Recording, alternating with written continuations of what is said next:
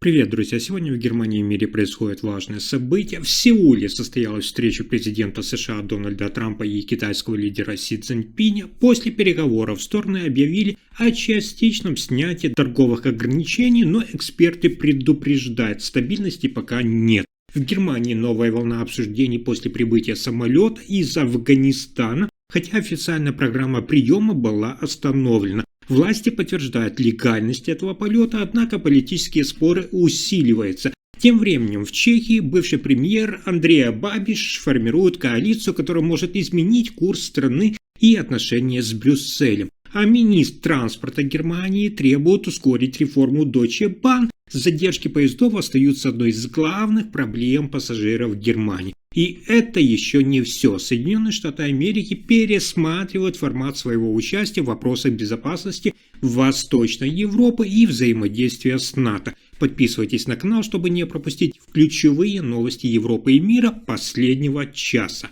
Итак, после личной встречи в Сеуле с президентом США Дональдом Трампом, китайский лидер Си Цзиньпинь резко предупредил о рисках нарушения поставок и цепочек снабжения. Он заявил, что устойчивость промышленной и логистической системы является ключевым фактором для экономического роста. На саммите стран Азиатско-Тихоокеанского экономического сотрудничества АРИС в южнокорейском городе Кёнджу Си Цзиньпинь подчеркнул, цитата, «Нужно удлинять цепочки, а не разрушать их». Он призвал участников к активному поиску новых точек сотрудничества и поддержке открытого развития глобальных поставок. Соединенные Штаты, в свою очередь, представил министр финансов Скотт Бессент, поскольку Трамп покинул форум раньше окончания. Он заявил, что Америка вместе с партнерами инвестирует в создание устойчивых производственных сетей от минерального сырья и магнитов до полупроводников и энергоресурсов с целью снизить зависимость от уязвимых звеньев.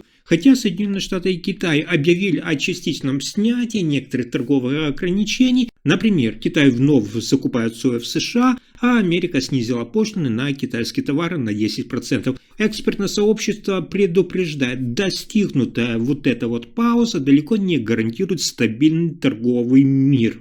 Следующая новость – одна из самых важных для Германии. В аэропорту Ганновера приземлился самолет с группой граждан Афганистана. Несмотря на то, что федеральное правительство Германии, напомню, официально остановило программу приема афганских беженцев. По данным немецких СМИ, на борту находились люди, получившие так называемые гарантии на въезд, оформленные еще до заморозки программы. Министерство внутренних дел Германии подтвердило, пассажиры прошли все проверки и имели действующие визы. Полет выполнялся через Турцию, а первоначальный вылет из Пакистана, где остаются сотни афганцев, ожидающих решения о переселении. Программа приема, запущена после смены власти в Афганистане, изначально предназначалась именно для тех, кто сотрудничал с Германией и теперь нуждается в защите. Однако в мае правительство Фридриха Мерца решило все приостановить, сославшись на перегрузку миграционной системы.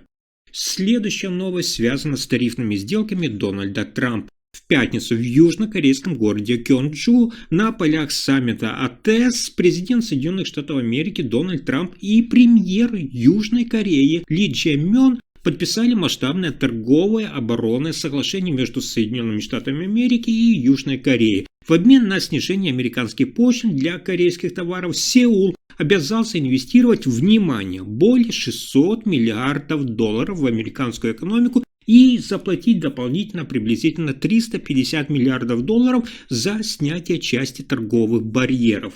Ключевой частью соглашения стало одобрение проекта по созданию Южной Кореи новых морских судов с расширенными технологическими возможностями. Трамп заявил, что Вашингтон согласился поделиться с Сеулом технологическими решениями для обновления подводного флота, что позволит Корее перейти на современные энергоэффективные корабли. Строительство должно начаться в верфи в Филадельфии при участии южнокорейской группы. Стороны также договорились о продаже корейцам американских энергоносителей и расширении сотрудничества в судостроительной отрасли. Южнокорейское правительство подчеркивает, что решение служит укреплению оборонного альянса и снижению нагрузок на американские силы в регионе. Соединенные Штаты Америки, в свою очередь, получают стратегический плюс – доступ к корейским инвестициям и усилению военно-технологического альянса в Азии. Сделка получила уже одобрение обеих сторон, однако вызвала споры у экспертов в области международной стабильности и технологического равновесия в регионе.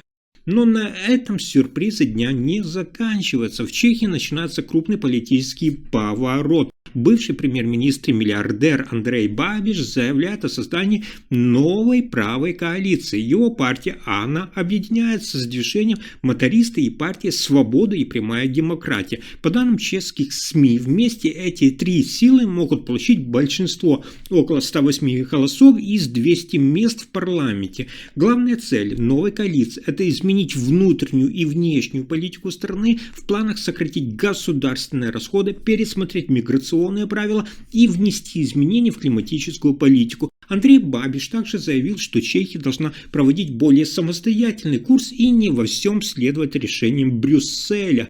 Подписание коалиционного соглашения намечено на 3 ноября, в день первого заседания нового парламента. Если договоренность вступит в силу, Чехия впервые за последние годы может получить правительство, которое открыто выступает за национальный приоритет и ограничение влияния Евросоюза.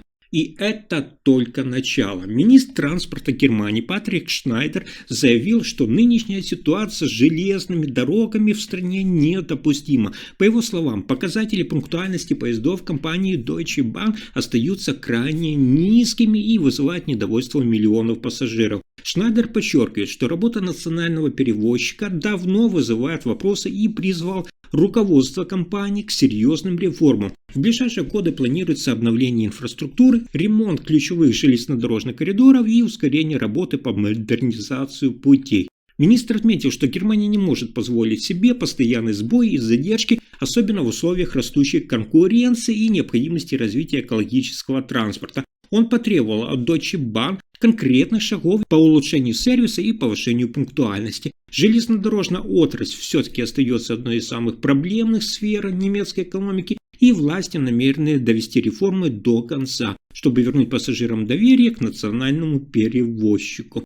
А дальше еще интереснее. Соединенные Штаты сообщили о пересмотре формата своего участия в обеспечении безопасности в Восточной Европе. Американское командование отменяет ротацию одной из бригад, которая ранее участвовала в учениях и дежурстве в нескольких странах региона, включая Румынию, Болгарию, Словакию и Венгрию. Министр обороны Румынии Ионуц Маштяну уточнил, что это не полный вывод войск. Около 1000 американских военнослужащих продолжат работу в стране в рамках миссии поддержки союзников по НАТО.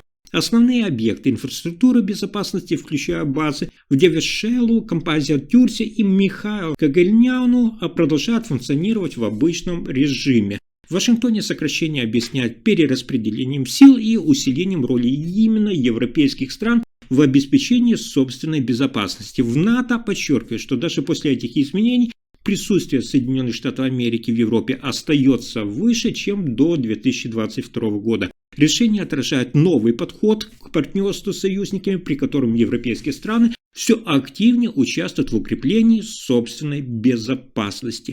Если информация оказалась полезной, ставьте лайк, подписывайтесь на канал и делитесь видео. Спасибо за просмотр.